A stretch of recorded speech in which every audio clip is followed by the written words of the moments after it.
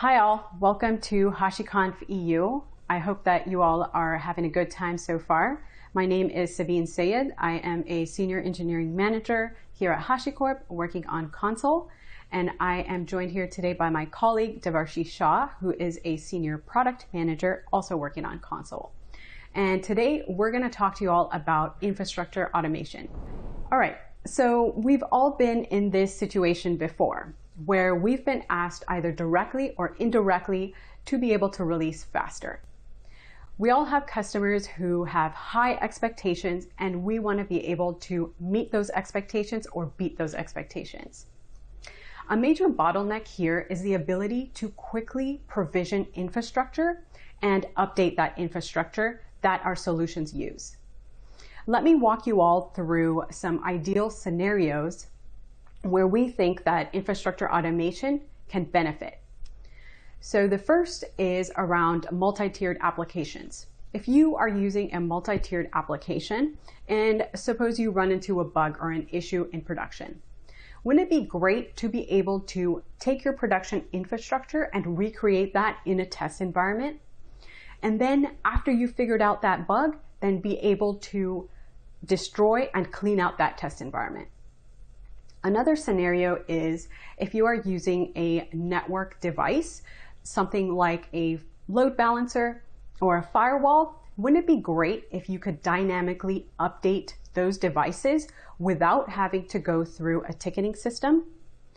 A ticketing system, in that you would have to wait for someone to be able to check your ticket, and then they would have to manually go and update the device. So this is where we feel that infrastructure automation can benefit the most. All right, let's take it from the top. So this is the current landscape. A developer comes and builds their application. After that, when they want to deploy their application, this is where the bottlenecks surface. Manually having to provision and update your infrastructure doesn't work at the pace as our developers do. Neither does it help to ease or help us release quickly. So how do we tackle this? Before I get into the day-to-day, I'd like to walk you all through how HashiCorp approaches infrastructure automation. The first is around flexibility and a declarative style. This is where infrastructure as code comes in. Infrastructure as code basically means that you are able to manage your infrastructure using configuration files. The second is reducing time to value. And this is done by us using automation by default. And this helps our customers to be able to deploy faster and therefore iterate faster and then innovate faster. And the third is consistency. This is where we like to use the same tools and workflows to be able to make it seamless for our customers. All right, let's go ahead and get more into the day-to-day. So over here we have the infrastructure lifecycle. These are the first two phases of the infrastructure lifecycle, and those are planning and delivery. In these two phases, we basically define what the requirements are, we design what our infrastructure is going to look like, and then we build that out as well. And these map to the day 0 and day 1 activities, and HashiCorp addresses this using Terraform. The next part of the infrastructure lifecycle, or the third phase, is operation. This is where we focus on maintaining, optimizing, and updating our infrastructure. And this is done in the day 2 activities. And we use this, we basically apply the network infrastructure automation use case here. And the Consul team has developed a tool called Consul-Terraform-Sync. And as you all can tell by the name, it uses Consul and Terraform in conjunction to solve for the use case of network infrastructure automation. All right, let's go in a little bit deeper into the day 0 and day 1 activities. And this is where we're using Terraform to provision our infrastructure. Terraform allows you to provision servers, databases, cloud resources, network devices, and much more. Over here in this diagram, we're showing you all the Terraform providers that we have for some of our network devices. So examples here are A10, F5, Palo Alto, Checkpoint, Cisco, and plus we have more in the pipeline. Terraform carries out immutable deployments. What this means is that whenever there's a change, that means that there will be a new deployment. This makes it easier to be able to figure out what software is running on our infrastructure, and it also makes it trivial for us to be able to deploy a previous version of that software. Terraform is also declarative in nature, and what that means is that you can specify what you want your desired end state of the infrastructure to be. Terraform also has a large community. We have over 1,000 providers, and amongst those 1,000 providers, we have over 150 of them are Terraform verified. And also, big congrats to the Terraform team on their release. They just released 1.0, and that was announced today, and that just shows the maturity of the product. All right, so I covered the day 0 and day 1 portion of infrastructure automation using Terraform. And Devarshi Shah is going to continue us on into the day 2 details. That is around network infrastructure automation using Consul-Terraform-Sync. All right, Devarshi, go ahead and take it away. Thank you so much, Sabeen. So you heard Sabeen speak about the challenges with day 0 and day 1 application delivery and infrastructure provisioning and how Terraform helps address those. But if you look at it, infrastructure, application delivery, and infrastructure operators spend most of their cycles in day 2 when the application, where the infrastructure and the application have already been deployed. And this is where your day-to-day tasks come in. Most of these tasks are still manual and driven through ticketing-based workflows. Let's take a look at one of those examples here. Now, when it comes to day 2 application scaling workflows, it may be due to business needs. For example, I want to scale up my application to support a new sale or a new initiative that's coming up, right? So the application developer essentially asks the server team, hey, I want to scale up my application. Can you provide some servers or deployment resources for that? You probably need a ticket. Once the server admin has provisioned those servers and workloads, then it goes to the network teams. And even in that entire process to the network teams, it's across different personas within the network team. So for example, once you've deployed the server, you need IP addresses for it, right? So there's another team that handles it. You probably need a ticket for that. The workflow for provisioning those is manual. Once you have those IP addresses, you need to update the pool members on the load balancers. You again need a ticket for that. After updating the pool members, you need to update switch configuration and make sure that the application workloads are receiving the traffic. After that, you probably want to upgrade the security policies and the rules that are associated with this new workload that you've created. So as you can see, this is a manual ticketing-based workflow, which essentially takes in the magnitude of days to weeks for a lot of organizations. And one thing about these workflows is essentially scale up is easy, where you can provision the resources, but scaling down and basically making sure your resources are cleared out correctly is challenging, and not a lot of organizations do that efficiently.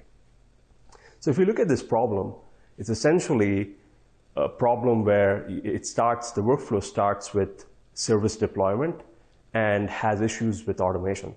So we have in the HashiCorp portfolio 2 products which kind of work or help out with these challenges, right? First is Consul, which is essentially the service networking platform from HashiCorp that has a catalog of all the services that are running in your infrastructure. And then you have Terraform, which is industry-leading tool for infrastructure as code.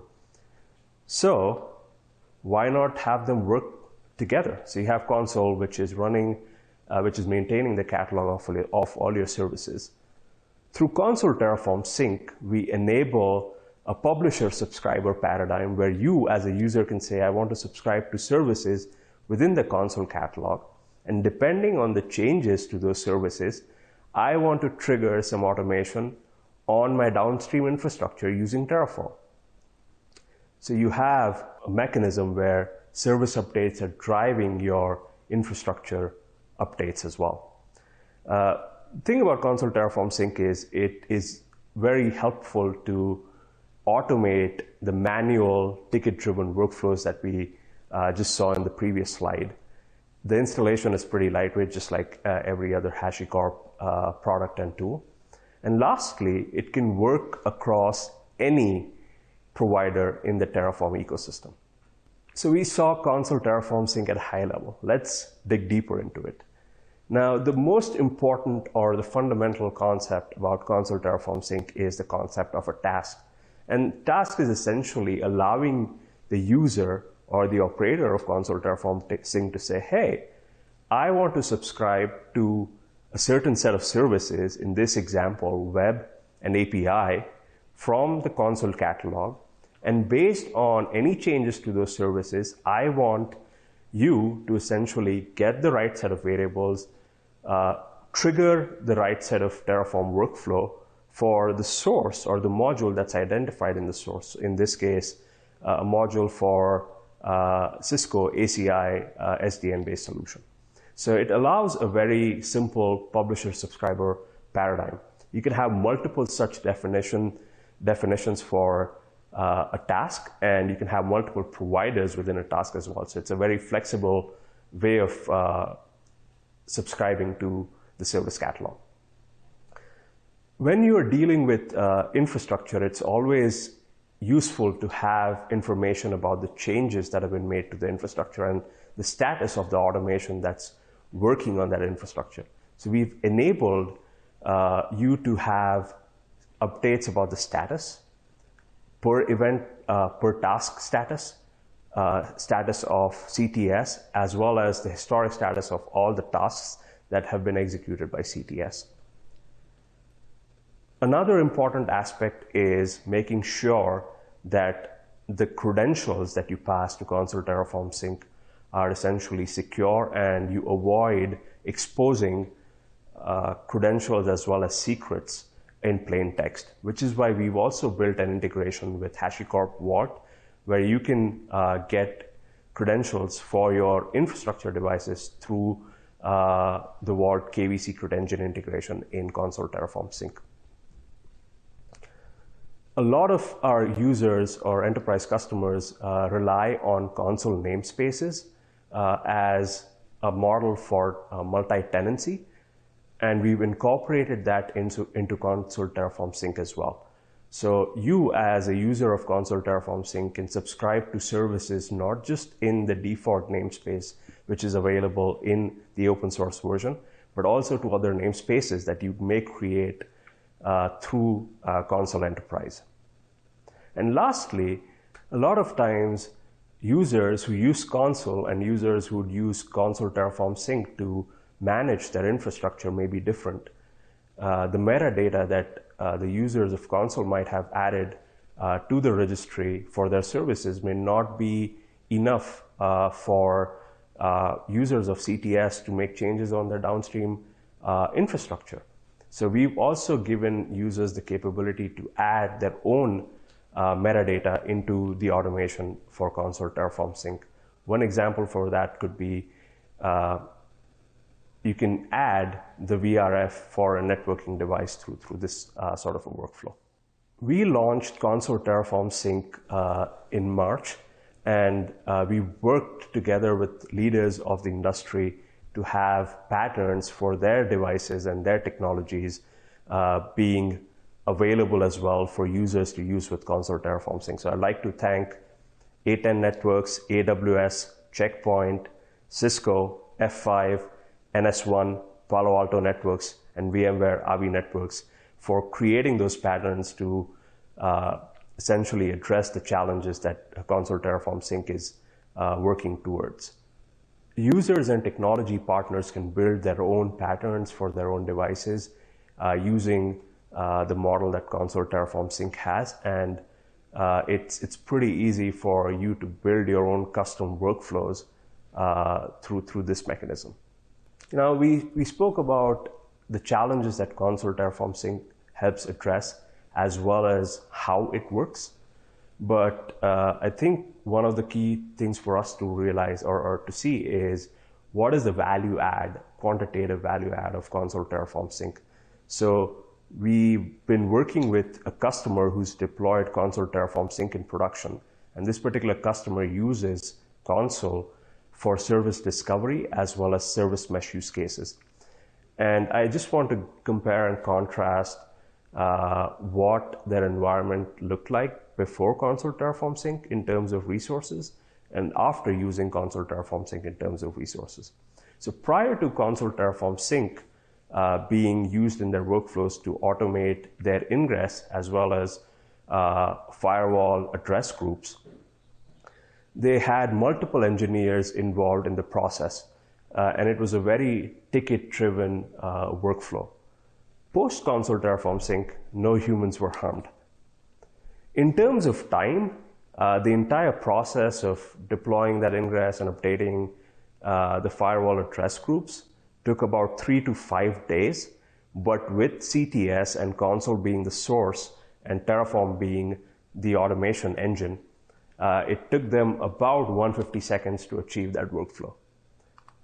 And in terms of resources, prior to Consul-Terraform-Sync, they had a lot of resource idling and wastage.